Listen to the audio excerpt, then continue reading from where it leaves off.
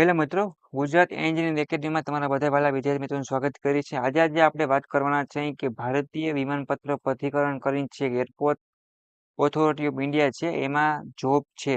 Diploma જે મિકેનિકલમાં અભ્યાસ કરી રહ્યા છે, ઓટોમોબાઈલ છે એ જુનિયર આસિસ્ટન્ટ માટેની રિક્વાયરમેન્ટ આવેલી છે. એટલે કે એરપોર્ટ ઓથોરિટી ઓફ ઇન્ડિયા એ આ રિક્વાયરમેન્ટ છે. બરાબર, ટોટલ મિત્રો એમાં જોવા જઈએ તો 89 વેકેન્સી છે. અને લાસ્ટ ડેટ શું છે તમારી 28 જાન્યુઆરી 2025 છે મિત્રો. એની પહેલા તમારે આ ફોર્મ છે કારણ જે તે રિક્વાયરમેન્ટ છે એ તમારે સબમિટ કરી દેવાનું. જો પહેલા આપણે એજ્યુકેશન ડિટેલ તમને બતાવું, ક્વોલિફિકેશન કોણ કોણ એપ્લાય કરી શકશે, ઇલિજિબિલિટી કહેવાની ક્રાઇટેરિયા શું છે, એ સેલેરી કેટલી હશે, કઈ રીતે એપ્લાય કરવું છે, એ બધું તમારે હું તમને થોડીક વારમાં સમજાવું છું. અને બેસ્ટ મોકો છે મિત્રો જુનિયર આસિસ્ટન્ટ છે, બરાબર છે, એની ભરતી છે. ઓકે મિત્રો, તો ટોટલ તમારી વેકન્સી 89 રહેવાની છે મિત્રો.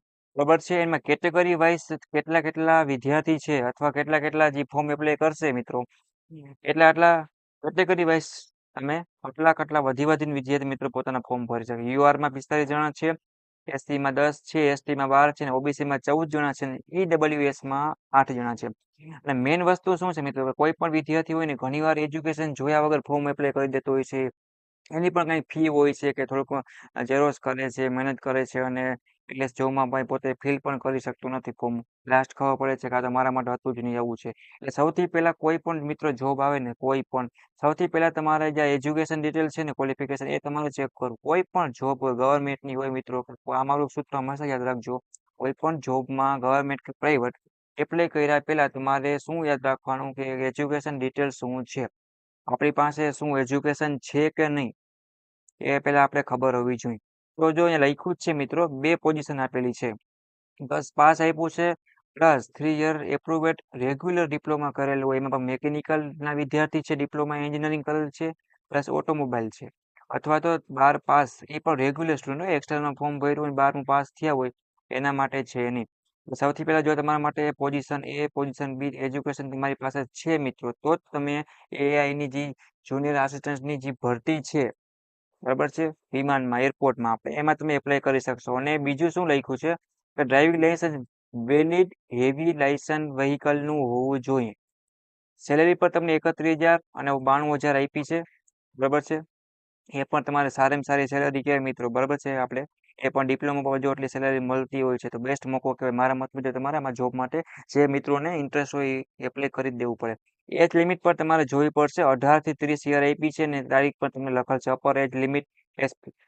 અને બીજું એક વસ્તુ ધ્યાન રાખવાની મિત્રો કે જો ઓબીસી વાળા છે 3 year for OBC non familiar, એ પણ લખેલ છે કે એ લોકોને આની જરૂર પડતી હોય છે. પ્લસ ડોક્યુમેન્ટ શું કાંઈ છે એ બધું તમારે જોઈ અને પછી તમારે, અને 5 યર ઓફ જોવા જાય તો એસટી એસસી વાળા છે એનું પણ લખેલું છે. તો આટલી વસ્તુ મિત્રો તમારી પાસે હોવી જોઈએ, તો તમે આના માટે એપ્લાય કરી શકશો.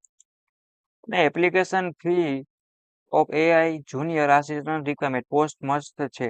પોસ્ટ પર જેવી રીતે નહીં સમજવાની, પોસ્ટમાં બેસ્ટ મોકો છે. જો તમારે જવું હોય તો બેસ્ટ મોકો છે, બરાબર.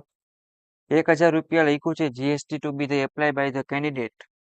ઓબીસી ઈડબ્લ્યુએસ કેટેગરી છે, યુઆર છે, કોમન છે, તેમાં કઈ રીતે છે બધું તમારા રિક્વાયરમેન્ટ મિત્રો લખેલ છે. Successfully completed 1 year to apprentice training છે in AI as per apprentice act 1961 R, બરાબર છે. તો બધું આપેલું જ છે. પેમેન્ટ ઓફ એપ્લિકેશન ફી છે, airport authority of India will be accept fee through out the online net banking થી તમે કરી શકશો પેમેન્ટ. ક્રેડિટ કાર્ડ થી પણ કરી શકશો, ડેબિટ કાર્ડ છે, યુપીઆઈ છે વગેરે તમે આનાથી કરી શકશો. હાઉ ટુ એપ્લાય, ઘણા મિત્રોને ટેન્શન થાય સર અમારે એપ્લાય કઈ રીતે કરવું. એપ્લાય માટે હું આપ્યું છે, જે વિદ્યાર્થી મિત્રોને કેન્ડિડેટ ઇન્ટરેસ્ટ હોય એ એપ્લાય કરશે online through out airport authority of ઇન્ડિયાની જે ઓફિશિયલ વેબસાઇટ છે જ્યાં આપી જ છે જ્યાં મિત્રો, આના પર તમારે જઈ અને આ તારીખ 28 જાન્યુઆરી 2025 પહેલા તમારે એપ્લાય કરી દેવાનું રહેશે. ઓકે મિત્રો, એ વસ્તુ ખાસ ઇમ્પોર્ટન્ટ ડેટ પણ આપેલી છે. Opening date for the online જે રજીસ્ટ્રેશન પહેલા કરવાનું હોય છે એ 12/30 હતું. લાસ્ટ ડેટ ઓફ સબમિશન જોવા જઈએ તો ઓનલાઈન એપ્લિકેશન છે પહેલા મહિનાની 28 તારીખ લાસ્ટ ડેટ તમારી છેલ્લી એ છે. અને ફી ભરવા માટેની પણ લાસ્ટ ડેટ છે એ પણ પહેલા મહિનાની 28 તારીખ છે. તો આ તમારી ડેટ છે મિત્રો ઇમ્પોર્ટન્ટ, એ તમારે ધ્યાનમાં રાખી અને એઆઈ જુનિયર આસિસ્ટન્ટની જે રિક્વાયરમેન્ટ છે, જે ઇન્ડિયન એરપોર્ટ ઓથોરિટી દ્વારા એઆઈ ની ભરતી છે, એમાં ડિપ્લોમાના વિદ્યાર્થી પ્લસ જે રિક્વાયરમેન્ટ એજ્યુકેશન ક્વોલિફિકેશન આપેલું છે એ પ્રમાણે એપ્લાય કરી દેવું જોઈએ, બરાબર છે મિત્રો. અને ડિપ્લોમા વિદ્યાર્થી છે એના માટે બેસ્ટ મોકો છે. તો જે લોકોને ઇન્ટરેસ્ટ હોય અને તમને આમાં કાંઈ પણ ન સમજાય તો મને એથી હું તમને લિંક આપી દઈશ. જીટીયુની વોટ્સએપ ગ્રુપની લિંક છે, પ્લસ ડાઉટ ક્વેરી માટે ઇન્સ્ટાગ્રામ છે, પ્લસ ટેલિગ્રામમાં તમે ટેન્શન લીધા વગર તમે મને પોતાનો દોસ્ત સમજી અને કાંઈ પણ વાત શેર કરી શકો છો. ફોર્મ કદાચ તમારાથી ન ભરાય, અમારી પાસે ભરાવવું હોય, તમને કાંઈ પણ ટેન્શન હોય, ફોર્મ ભરતા તકલીફ પડતી હોય, તો બધી વસ્તુ મને તમે શેર કરી શકો છો. આવી રીતના જોબને રિલેટેડ કોઈ પણ નવો વિડીયો જોવા માટે આપણી યુટ્યુબ ચેનલને સબસ્ક્રાઇબ કરી બેલ આઇકન પ્રેસ કરી દો. જેથી કરીને કોઈ પણ નવો વિડીયો આવે તો તમે સીધો એનો લાભ લઈ શકો. બરાબર. અને ઘણા મિત્રો એવું થતું હોય છે આપણી પાસે એજ્યુકેશન પણ કમ્પ્લીટ હોય છે, પણ આપણે ખબર નથી હોતી કે આપણે કઈ જોબમાં કેવી રીતે એપ્લાય કરવું. એટલે એ વસ્તુ ખાસ ધ્યાન રાખો. બરાબર. બેસ્ટ જોબ છે, સારો એવો મોકો છે, તો આને તમે એપ્લાય કરી શકો છો. જે મિત્રોને ઇન્ટરેસ્ટ હોય એ લોકો એપ્લાય કરી દી. ઓકે.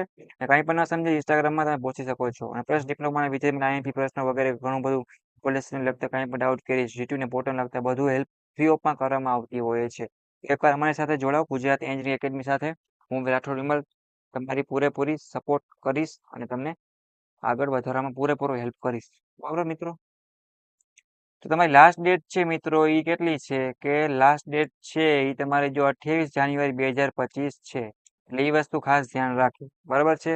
અને વેકન્સી કેટલી છે? 89 વેકન્સી. એટલી જગ્યા છે મિત્રો. એમાં તમારે ખેલ રાખો રમવાનો છે. તો એક્ઝામ શું છે, ટેસ્ટ શું છે એ તમારે જે લોકોને કરવું હોય એ લોકો મિત્રો એકવાર આની વેબસાઇટ ઉપર જઈ અને ચેક પણ કરી લે. ભારત જોબ કઈ છે? ભારતીય વિમાનપત્તન એટલે કે શું કહેવાય કે જો એરપોર્ટ છે, ઓથોરિટી ઓફ એરપોર્ટમાં છે, જગ્યા છે, એઆઈ શોર્ટમાં આપણે કહી શકાય. બરાબર છે. તો એરપોર્ટ્સ ઓથોરિટી ઓફ ઇન્ડિયામાં ભરતી છે.